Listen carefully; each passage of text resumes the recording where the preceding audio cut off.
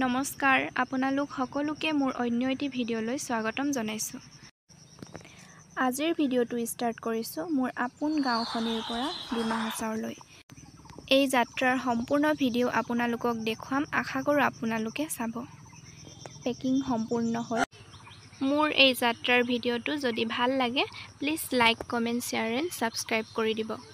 আৰু আমি এয়া তিনিচুকীয়া পালোহি। যিহেতু আমি বহুত দিনৰ মূৰত লগ পাইছোঁ, সেইবাবে কথা বতৰা পাতোঁতে সময়বোৰ খুব সোনকালেই পাৰ হৈ গ'ল, গমেই নাপালোঁ। ট্ৰেইনো আহিবৰে হ'ল, সেইবাবে আমি সকলোৱে বস্তুবোৰ সাজু কৰি ল'লোঁ। সকলোৰে যাবৰ বাবে ইচ্ছা নাছিল, তথাপিতো এক্সামৰ বাবে যাবই লাগিব। আপোনালোকে হয়তো ডিমা হাছাওৰ নিউজ চাইছেই চাগে, বতৰৰ বাবে পৰিস্থিতি খুবেই বেয়া হৈ আছে। আপোনালোকক ডিমা হাছাওৰ পৰিৱেশ অকণমান দেখুৱাবলৈ যত্ন কৰিলোঁ। চাওকচোন কিমান ভয়াৱহ হৈ পৰিছে।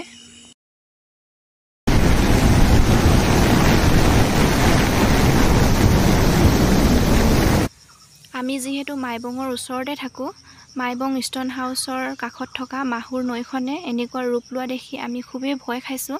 তথাপিতো সকলোৱে সাহস কৰি ওলাইছোঁ আৰু এক্সামৰ বাবে।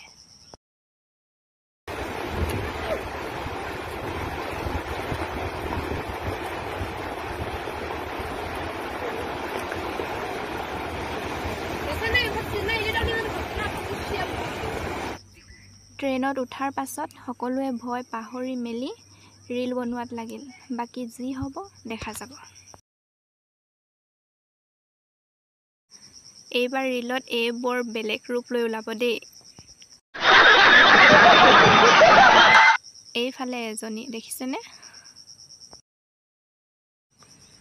ইডিট চলি আছে। এইফালে দুজনী আৰু ইয়াত মোৰ ছিট।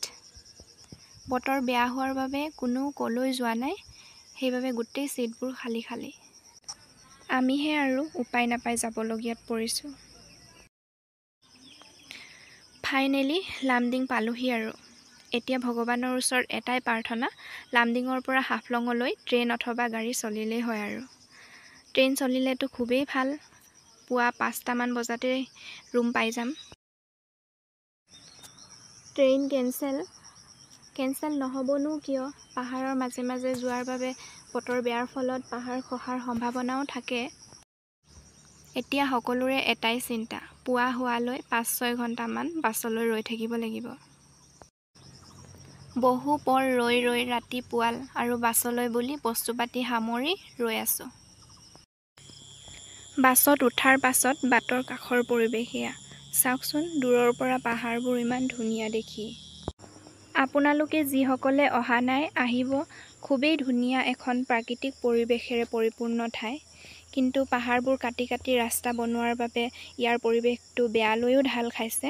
এই পাহাৰবোৰ নাকাটিও কিবা ব্যৱস্থা কৰিব পৰা হ'লে ভাল আছিল, নহয়নে? কিন্তু কি কৰিব, উপায় নাই। কেনেকৈ খহি গৈছে দেখিছেনে? আৰু আমি নিউজতো প্ৰায় পায়ে থাকোঁ, কিমান পাহাৰ খহি যান-বাহনৰ দুৰ্ঘটনা হয়।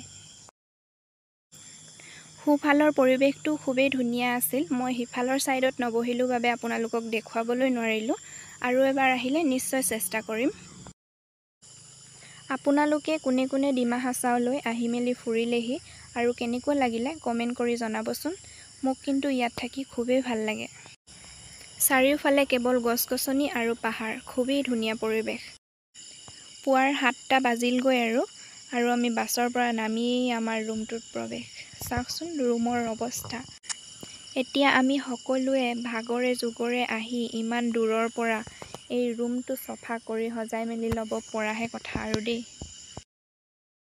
আমাৰ ৰুমৰ সন্মুখতে বাঁহৰ পৰা বহিবৰ বাবে ইমান ধুনীয়াকৈ বনাই থৈছিল। মোক ভাল লাগিল দেখি, সেইকাৰণে আপোনালোককো দেখুৱালোঁ। চফা কৰি হোৱাৰ পাছত ধূপ এডাল জ্বলাই ল'লোঁ। আৰু আপোনালোকে যিসকলে মোৰ চেনেলটিত নতুনকৈ আহিছে প্লিজ ছাবস্ক্ৰাইব কৰি দিব। আৰু মোৰ ওচৰত ধূপ জ্বলাবৰ বাবে কোনো ব্যৱস্থা নাছিল, সেইবাবে মই এনেদৰে তলাটোতে জ্বলাওঁ। বাহিৰত ৰ'দটো ওলোৱাৰ বাবে মনটো ভাল লাগি গৈছিলহে, দুপৰীয়া আকৌ বতৰ ডাৱৰীয়া হৈ আহিল।